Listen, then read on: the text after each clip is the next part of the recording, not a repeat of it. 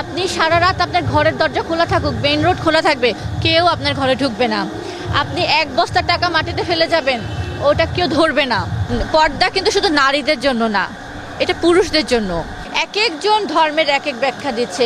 কেউ রাজনীতিতে ধর্মকে ব্যবহার করছে, কেউ পীরের দরবারে ধর্মকে ব্যবহার করছে, কেউ জঙ্গিবাদী গোষ্ঠী হয়ে যাচ্ছে। এক একজন মন গড়া যে এক একটা ব্যাখ্যা দিচ্ছেন। আমরা কি কখনো চেক করেছি যে আসলে আল্লাহ কোরআনে কি বলেছেন?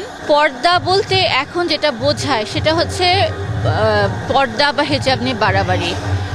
আল্লাহ প্রত্যেকটা জিনিসের বিধিবিধান দিয়ে দিয়েছেন আল কোরআনে। তুমি কোনটা করবে, কিভাবে করবে, কোনটা করবে না, কেন করবে না।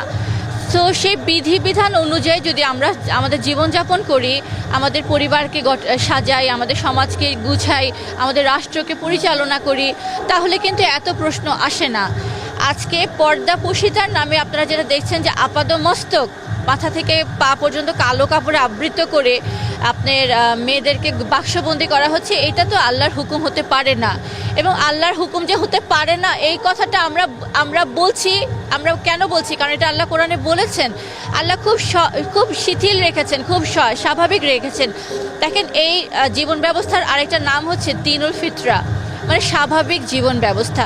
এখানে এমন কোনো নিয়ম আপনি পাবেন না যেটা হচ্ছে অপ্রাকৃতিক। আর ফার্স্টলি অ্যান্ড ফরমোস্ট ইম্পর্টেন্টলি যে কথাটা, এই সর্বশেষ যে জীবন ব্যবস্থা এসেছে এটা পুরো মানব জাতির জন্য এসেছে। যেখানে মানব জাতিতে আপনার ঠান্ডার দেশের মানুষও আছে, গরম দেশও আছে, আপনার পাহাড়ির লোকও থাকবে, লোল্যান্ডের এরিয়ার লোকও থাকবে। সবার জন্য আপনি যদি একটা কঠিন একটা সিস্টেম চাপিয়ে দেন, এটা কিন্তু ইমপ্র্যাকটিক্যাল হয়, এটা আনন্যাচারাল হয়। সো স্রষ্টা কখনো এমন কিছু করতে পারেন না, এবং রাইটফুলি সো।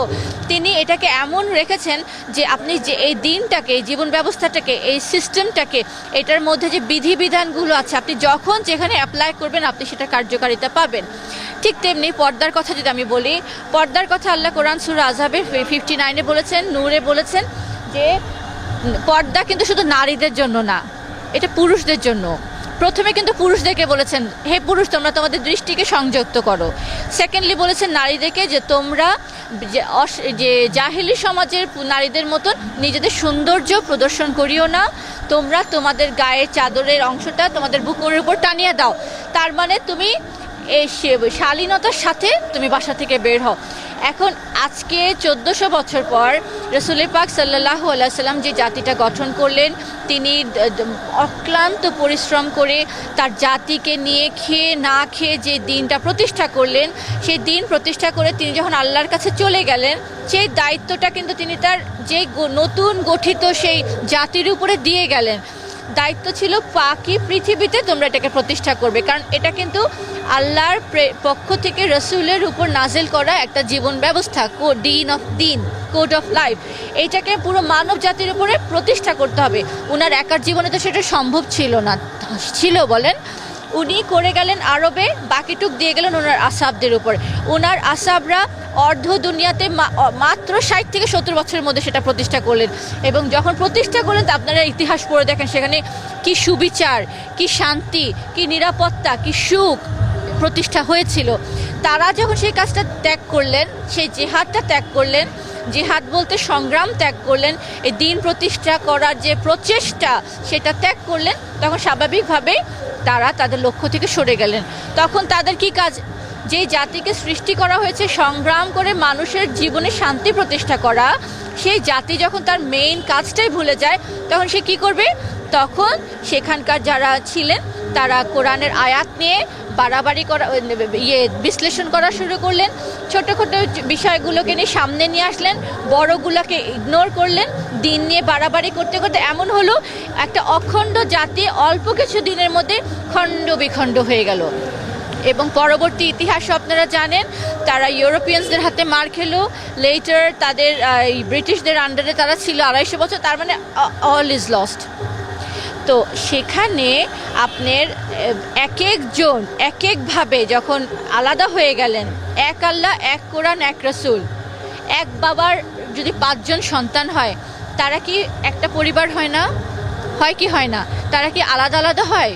তারা তো এক পরিবার। ঠিক তেমনি এক কোরআন, এক আল্লাহ, এক রসুলের গঠিত সেই জাতি হবে একটা অখণ্ড জাতি।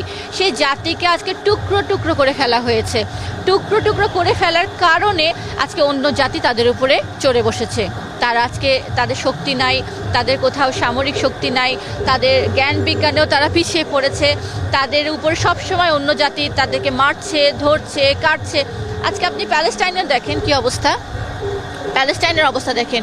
অথচ যখন রসুল পাক সাল্লাল্লাহু আলাইহি ওয়াসাল্লাম যে জাতিটা গঠন করেছিলেন, তারা ছিলেন বিজয়ী জাতি, তারা ছিলেন শাসক জাতি, তারা ছিলেন নেতৃত্ব দেওয়ার জাতি, তারা ছিলেন সমস্ত অন্য জাতিদের উপরে আসীন। অথচ তাদের দিকে চোখ রাঙিয়ে তাকাবে এমন কোনো শক্তি ছিল না। আজকে ঠিক অপোজিট। আজকে মুসলমানরা হচ্ছে সব টার্গেট, মুসলমানদেরকে সব জায়গায় পিটিয়ে মারা হচ্ছে। কেন? কারণ তারা তাদের টার্গেট থেকে সরে গেছে। এখন যখন সরে গেছে, এক একজন ধর্মের এক এক ব্যাখ্যা দিচ্ছে।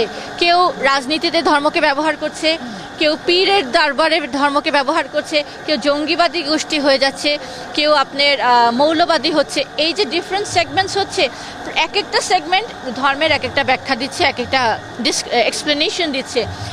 এখন ওই এক্সপ্লেনেশনগুলোর মধ্যে আপনি যে পর্দার কথা জিজ্ঞেস করলেন, পর্দা দেখেন, এই যে আমাদের বাংলাদেশের কনটেক্সটে যদি কথা বলেন, কয়েকশো পীর আছে, এক একটা পীরের এক এক তরিকা।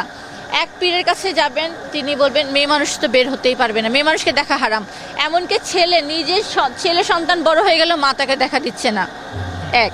আরেক পীর বলবে কি যে না না, মেয়ে মানুষ বাইরে থেকে যেতে পারে, কিন্তু মাথা থেকে পা বন্ধ ঢাকা থাকবে।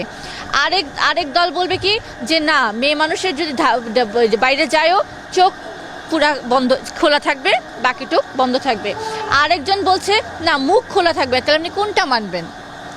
এই যে ডিভিশন, এক একজনের এক এক রকমের মতভেদ বলেন বা এক একজন মন গড়া যে এক একটা ব্যাখ্যা দিচ্ছেন, আমরা কি কখনো চেক করেছি যে আসলে আল্লাহ কোরআনে কি বলেছেন?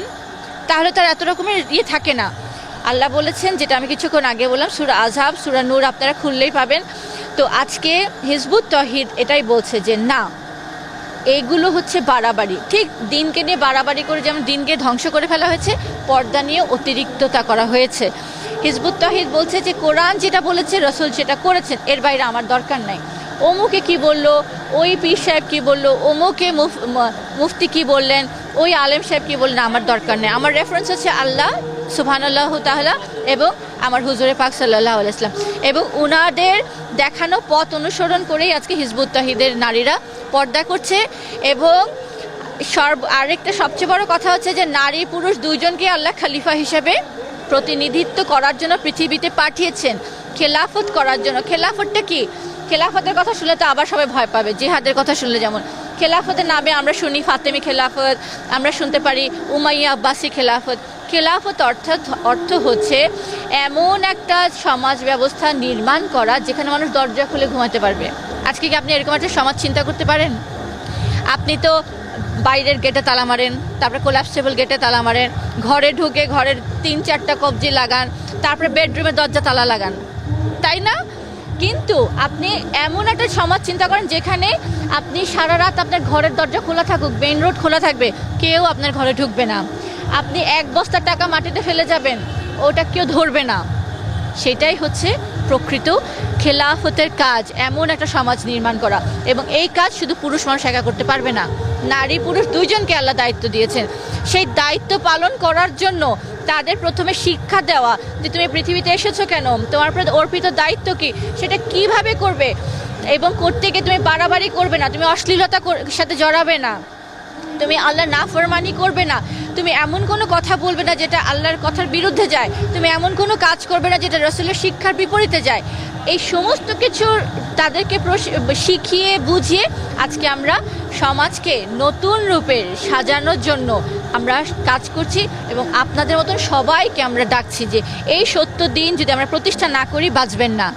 আজকে বাংলাদেশের নির্বাচনকে নিয়ে যেই গুটি চালাচালি হচ্ছে, এবং সাম্রাজ্যবাদীরা যেইভাবে একদিকে রাশিয়া, একদিকে চায়না, একদিকে ইন্ডিয়া, একদিকে আমেরিকা, যেইভাবে বাংলাদেশের উপর সবার চোখ পড়েছে, যদি আমরা এখন ঐক্যবদ্ধ না হই, আমাদের অবস্থা প্যালেস্টিনিয়ানসদের মতন হতে বেশি দেরি নাই।